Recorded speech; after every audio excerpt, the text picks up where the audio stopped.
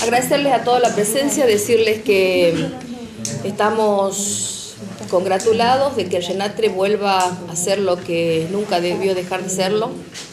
El Yenatre fue creado por una ley que es la 25191 y la idea del Yenatre, cuando se empezó a trabajar desde Huatre, fue la de que el trabajador rural no estuviera excluido de los beneficios del Fondo de Desempleo, porque la 24013 lo excluía taxativamente. Entonces lo que pasó con la ley fue crear el Fondo de Desempleo para los trabajadores rurales, por lo cual el Yenatre tiene dos funciones principales, que nunca la dejó de tener, aún con la reforma la 26727, con la cual se confiscó el Yenatre, se lo estatizó en Yenatea, pero que la ley establecía y establece que se transferían funciones y atribuciones. Las dos funciones del Yenatre son la de registración y la de ser un subsistema de la seguridad social, en la cual uno va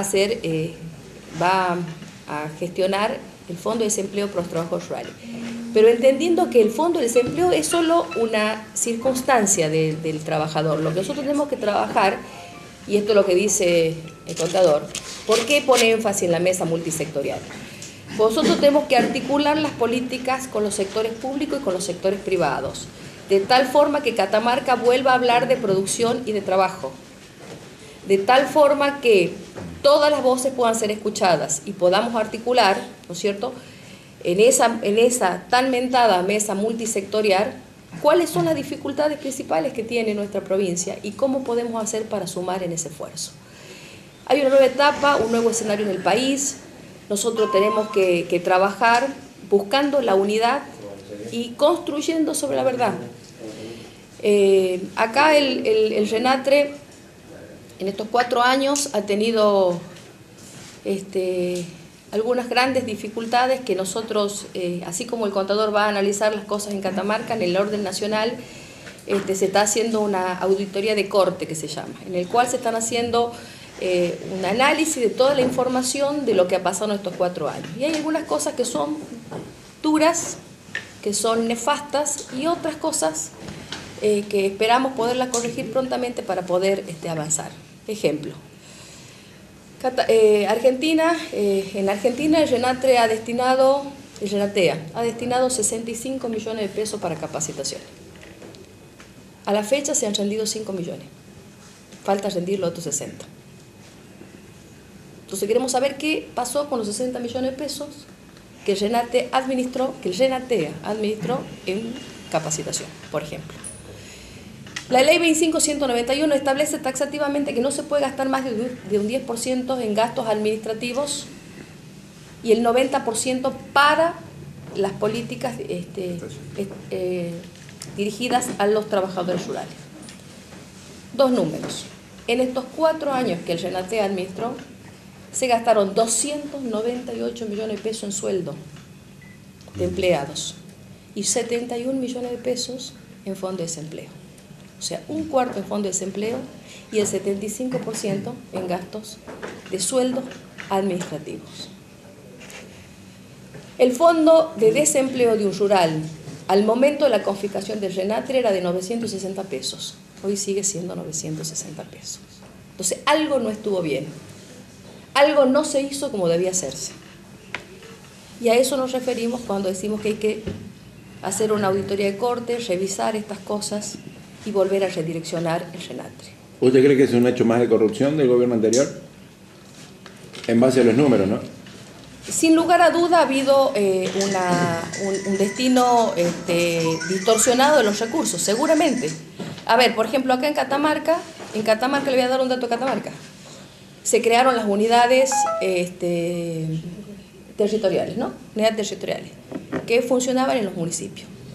Se le asignó recursos a municipios como el de Polti, al de Pío Carleta, al de Huillapima, para capacitación. Entonces ahora hay que revisar esas capacitaciones. Se está haciendo un informe con respecto a eso. Algunos han sido rendidos, otros no. Entonces lo que digo es, la plata de los rurales tiene que ser destinada a los rurales, porque el Yenatea y el RENATRE siempre se han financiado con fondos del sector rural. El 1,5% con el que se financia el RENATRE es plata del sector rural. Nunca fue plata de salida del fondo público, no, es un fondo privado que lo aportan los empleadores. Con lo cual digo, nosotros tenemos que volver a transparentar esto, volver a insistir con que los recursos del sector tienen que volver al sector, que fue originariamente la razón por la cual se creó la 25191. Y en ese trabajo estamos. Así que celebramos de verdad que esto haya vuelto a su cauce natural, porque les voy a decir otra cosa y me gustaría que lo tengan en claro. Al RENATRE no lo devolvió Mauricio Macri, al RENATRE lo devolvió la justicia. Nosotros tenemos una batalla judicial de 4 años. Desde el primer día dijimos que era una confiscación y que no estaba bien hecho. Ganamos una instancia, ganamos otra, apelaron ellos y hoy la Corte Suprema nos dio la razón. Entonces, el RENATRE lo devolvió el Poder Judicial, no una decisión política. Nosotros siempre tuvimos razón. Diputada o por el contador, ¿qué es lo que sucederá con los empleados que tenía RENATRE aquí en la provincia?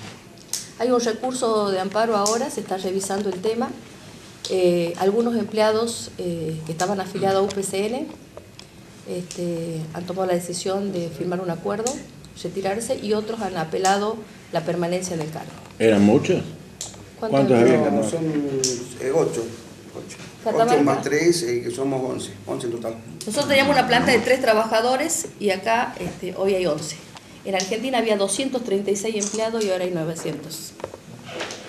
¿Qué tiempo estiman ustedes que van a poder hacer esta auditoría contable?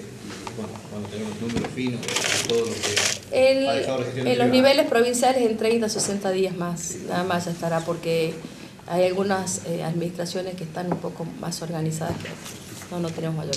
Y en el orden nacional ya lo veremos.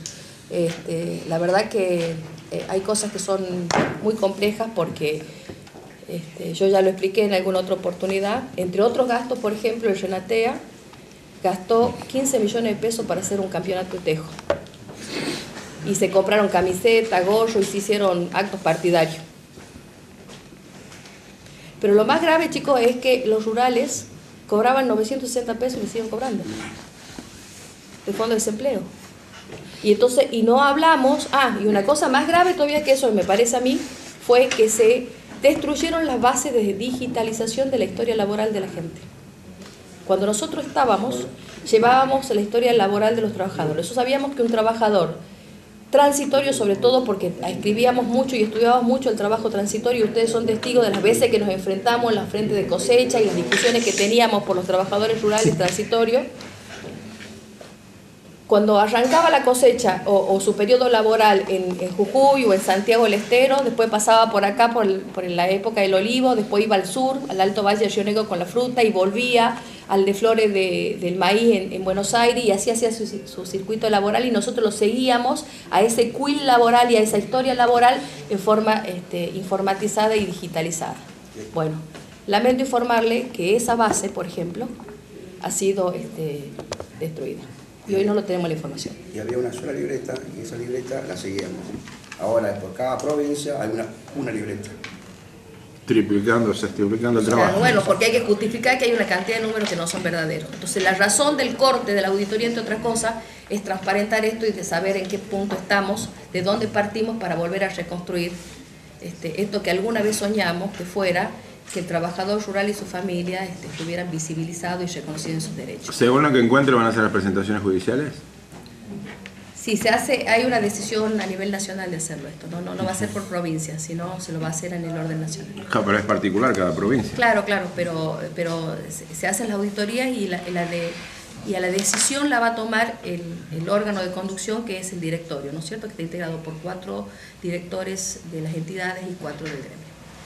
Diputada, sacándolo de este tema y llevándolo a lo estrictamente político, hace días salió el ministro Raúl Chico, en consecuencia también lo hizo Raúl Colombo, de la UICA, hablando acerca de la crisis de la industria, como se está viendo el sector olivícola, y usted hace mucho tiempo ahora ha mencionado en la prensa que parece ser que estas dos personas tienen memoria selectiva. ¿Por qué lo dijo? Mire, no hay ninguna posibilidad de que nosotros solucionemos un problema si no es reconociendo lo que existe. Yo digo que hay un problema, una crisis, una situación compleja en el sector productivo, en el sector industrial, en el empleo privado.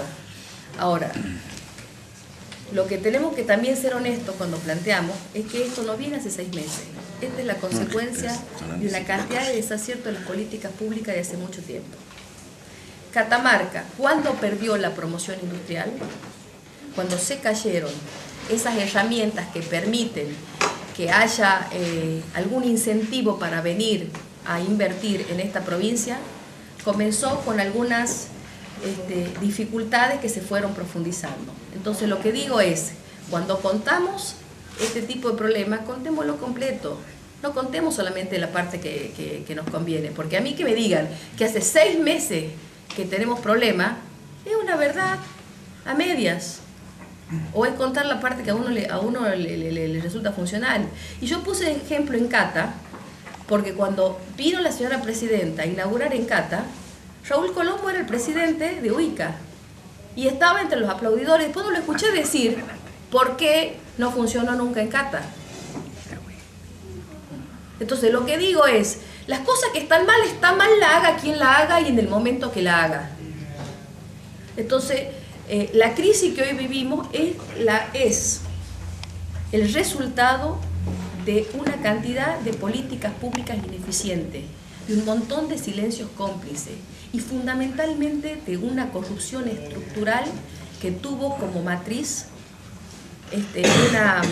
un poder que se construyó sobre la impunidad y sobre esa corrupción.